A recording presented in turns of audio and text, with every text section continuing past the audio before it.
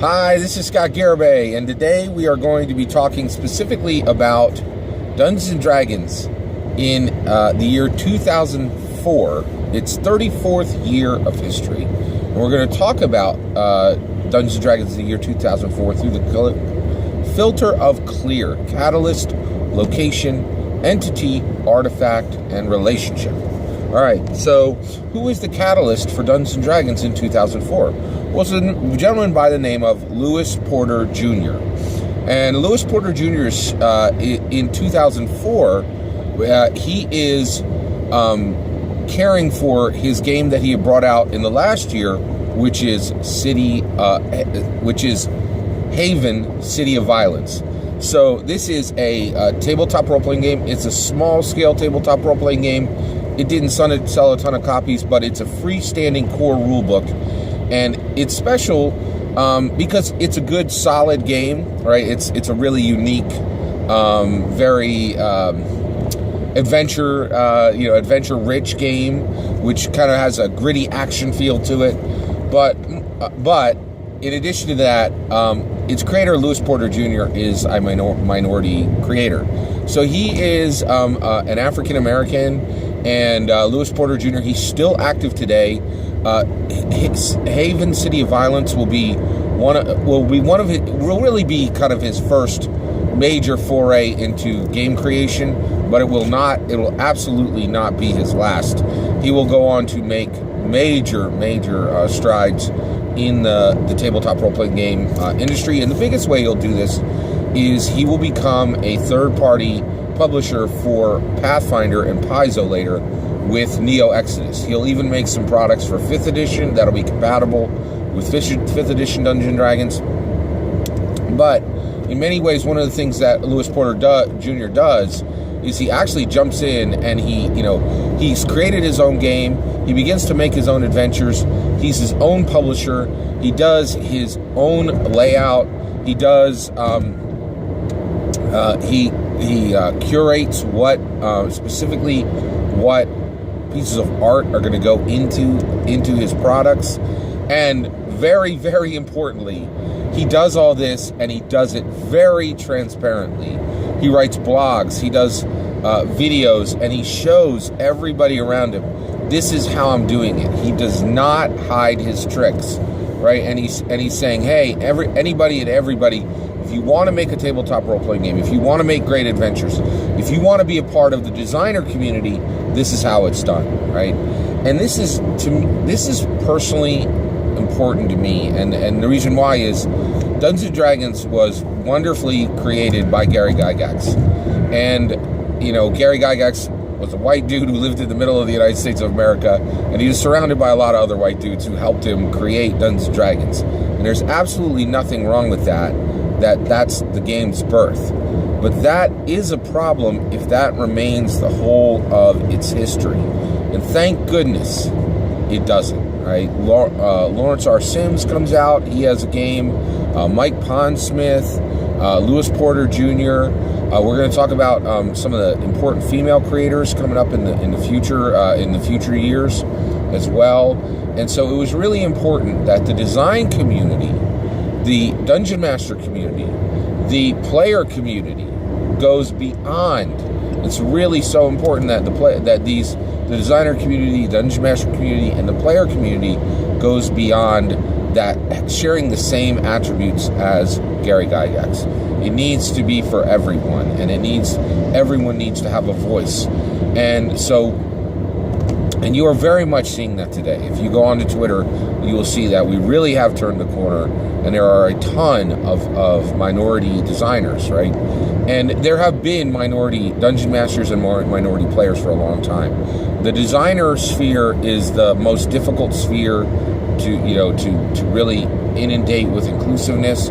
But Lewis Porter Jr. is really, really important in Dungeons & Dragons, being something that is inspiring creators to create other tabletop role-playing games based on that same classic, foundational, beautiful structure that Dungeons & Dragons has.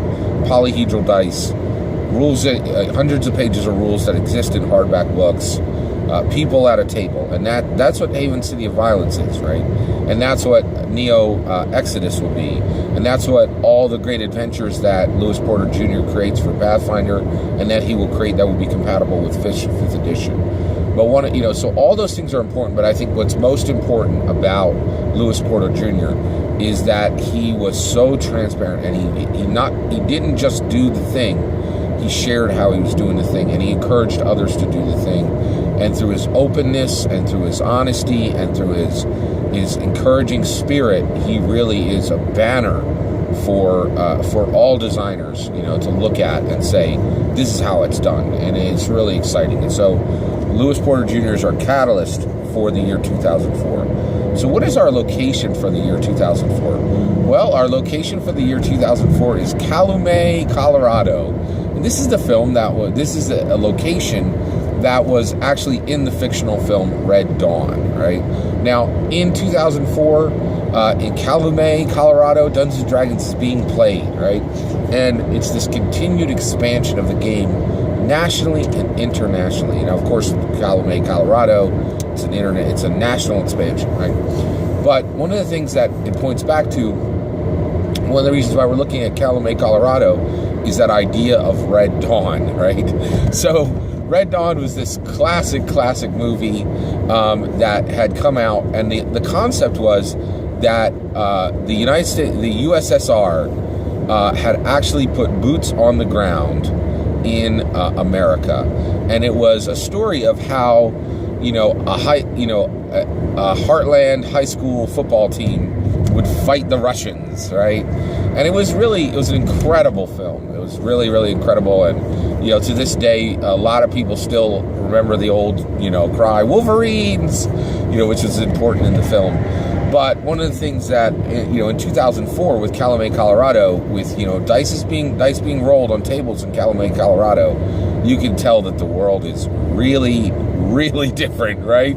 So one of the things is they recently remade Red Dawn, and when they remade Red Dawn, the relationships, the global relationships, and the large studio that had created Red Dawn said that you couldn't really, you no longer could pretend that Russia would attack America, and so the enemy in the second Red Dawn is North Korea. Like, North Korea could do a boots on the ground invasion on America, which is absolutely a laughable, ridiculous. They can barely feed their people. Like, come on, like, it's a ridiculous idea, right? But it showed us that this idea of retro. So we talked about Dungeons & Dragons being a retro game. Well, Red Dawn is a retro film that people loved, absolutely loved it. And so when they go back to remake it, it's just this messy, sloppy, horrible film because the premise is laughable. This is supposed to be a drama, an action drama, right? But it was a comedy because the idea, they were like, there's going to be North Korean troops invading America. And you're like, no, dude, like they don't have any transports. Like, there's no way they could possibly do this. This is a joke, right? So one of the things is Calumet, Colorado, the site for Red Dawn is a reminder us of how dramatically our world has changed, right? And so Dungeons & Dragons exists in this world where there's this huge demand for these retro products, and Dungeons & Dragons is fundamentally a retro product. It is one of the last products to just clutch and continue to embrace print, right? And clutch and continue to embrace human proximity. Like, I don't care that you could sit down and play a game with somebody on PS4. This game is fundamentally about human beings talking to each other and laughing with each other. This is a retro product. But the second Red Dawn film, which harkens back to Red Dawn, which, had that location of Calumet, Colorado, realize is a lesson saying, hey, you've got to execute well on these retro products. If you are not careful, if you don't have conviction of will, right, you're not going to tell a story that anybody's going to be excited about. You're going to tell something that people are going to laugh at, right? And it's an important lesson. So our location for 2004 is Calumet, Colorado. Now, who is our entity for the year 2004. Our entity for the year 2004 is Avril Lavigne. And she is a skate punk singer, right? Skate punk is really her vibe, right? And in the year 2004, she is huge, right? She is really big. She's got multiple hits on the top 100. She is making a lot of money. She is touring. She is making albums. And really, more than anything else, she is showing what a modern IRL bard is like, right? So, a bard is a classic class within Dungeons & Dragons, and Avril Lavigne is the 2004 bard. Also, the idea that she is skate punk is kind of big, because skateboarding is also, it's one of those, skateboards would actually be one of the ways of transportation that many players and dungeon masters will use to get to their different locations in order to have games. And non-gas, non-vehicle transportation was incredibly important to Dungeons & Dragons, because it made more games viable, right? If you have a game of 2 or 3 players, the game can really suffer, right? But if you have just 1 or 2 more people, 4 or 5, and the fact that you could have somebody jump on a skateboard, jump on a bicycle, jump on a razor scooter, and just go a few blocks, right? And do that quickly, and then go home quickly. That made it so that younger people could play. It made it so that people who didn't have money, who had less money, could play. It was really, really important, right? And here, Avril Lavigne, she really carried the banner for skate punk, right? For skateboard culture, which there was a crossover between skateboard culture and Dungeons & Dragons culture, right? Now, what is our artifact for the year 2004? Our artifact for the year 2004 is the 3rd edition Dungeon Master Guide, and it is incredibly important. So here we have that second core rulebook in 3rd edition, and at this point, for the Dungeon Master, right, this entire book is a declaration that the role of Dungeon Master has changed, right? Previously, the Dungeon Master really needed to be a powerful mechanical rules master, right? And now the game is saying, yes, you need a solid understanding of the rules of Dungeons & Dragons.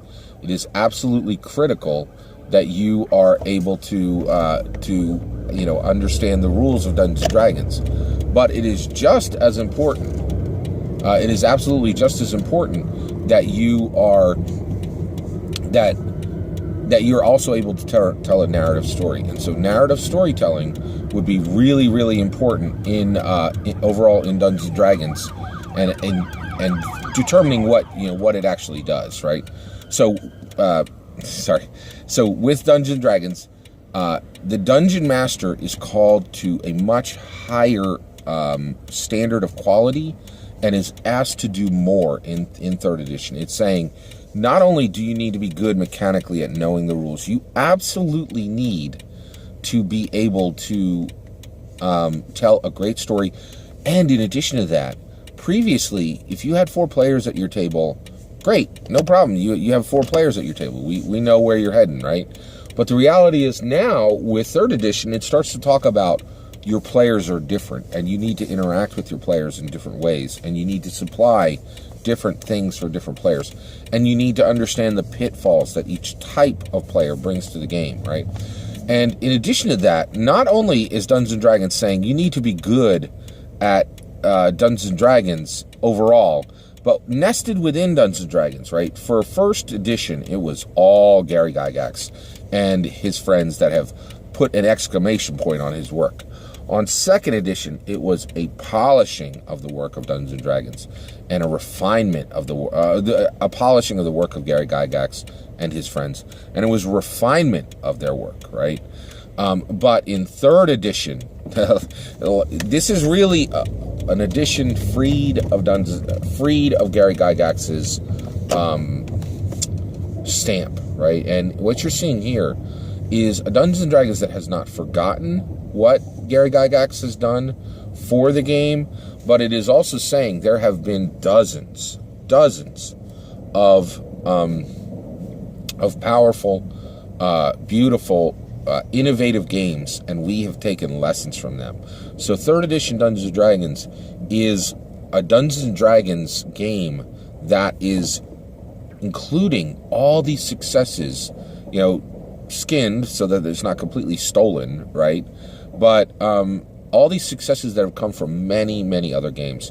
So for first and the second edition, Dungeons and Dragons is just radiating out its success to every other tabletop role-playing game out there, and people are just seeing what D&D is doing and grabbing it and running, right? But here in third edition, Dungeons and Dragons is pulling successes back to itself and saying, "Oh, okay, well you've innovated in this way, and we hadn't thought about that." So Dungeons and Dragons third edition really has successes and cool aspects that have come directly from the dozens, well over 100 games at this point that have been released that are that really challenge Dungeons and Dragons success, right?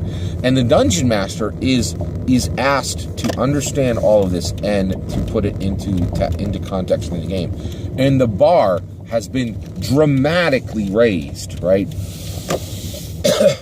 With Dungeons and Dragons third edition, because in first edition and second edition, and this really came from Gary Gygax, it was a take it or leave it, right? And they were like, "Hey, I'm the dungeon master, and what I say goes."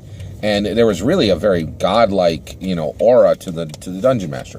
In third edition, the world has absolutely changed. We're going into the fourth decade where Dungeons and Dragons is existent as a game, and here we are seeing that dungeon masters are competing with video games. They're competing with awesome novels. They're competing with awesome television and movies that are better than ever created, right? With special effects that are truly amazing. And the world, and in addition to that, unlike the original days where there are just a few dungeon masters, now there are thousands of dungeon masters. So not everyone, but certainly on the East and West Coast, right? If you are a poor dungeon master, if you are not attentive to your players, they can go and find other dungeon masters, right?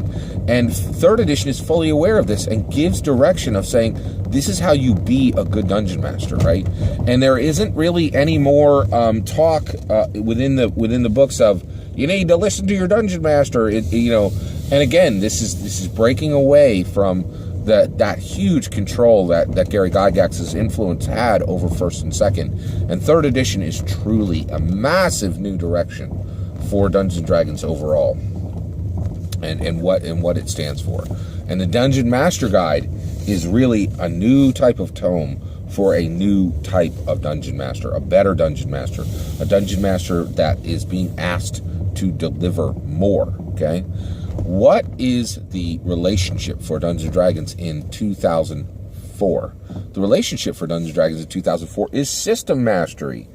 At this point, we have third edition, and third edition explodes with official books from Wizards of the Coast, many source books, player handbook, books that add to what's in the player's handbook, new settings, lots of new settings, and lots of official adventures, and lots of equipment books, and books on martial arts, and books on just extra spell books, and it is an explosion of content. And then there's the third-party content, which Wizards of the Coast has eagerly invited, right? And now there is a system, right? A system of spells, a system of combat, a system of exploration, where your character build path can be thought about and discussed and planned and architected for days or weeks just to get the right build, right? And that is really, the game is allowing players who really love system mastery to dive into system mastery. This will also bring up a problem within the Dungeons & Dragons community that starts in the year 2004 to really accelerate, and that is, the Dungeons & Dragons community is a beautiful thing. It is a harmonious choir on one thing. I think that if you listen to the noise of Dungeons & Dragons community, you will hear one thing. Dungeons & Dragons is beautiful. Dungeons & Dragons is awesome. Dungeons & Dragons is great. Let's spread it to the world, right? Let's give it to the world. But there is a cacophony not far behind of voices, and just one of the debates that will rage to this very day within the Dungeons & Dragons community is system mastery. Now, you don't have to look very far, and you didn't have to look far in 2004 or in 2019 to find system mastery champions. People say it's important to have the right build for your character. And not only do you have to have the right build for your character, but everybody at the table has to have the right build for their character so that you are working as a cohesive team, right? And this is how you do it, right? And those people are valuable to the community, and they are really saying this is the right way to play, right? Then there is this huge group, right, who will give advice about the game and then end that advice with, but any one way you want to play it is okay. As long as you're having fun, great, right? And this is a huge, and that way of looking at things really throws out system mastery, right? Because what it says is, okay, well, you spent weeks planning your character, but this guy over here has not put any time into their character, and now, every time you go into a combat, they just run forward, and you have to protect them or heal them or, use area effects so that they don't die, right? And all your system mastery is going out the window, right? And so these two things don't fit in the same box, and they are fundamentally different, right? And this will be one, and so system mastery will be one of the forks within the Dungeons & Dragons community, and it's deeply debated to this very day whether system mastery is the greatest asset of the great game or is its greatest downfall, right? And so that is a huge debate that rages. So that is a clear history of Dungeons & Dragons in the year 2004. Please let me know what you thought of the Red Dawn film. Have you ever been to Calumet, Colorado? Also, please consider liking and subscribing, and have a wonderful day.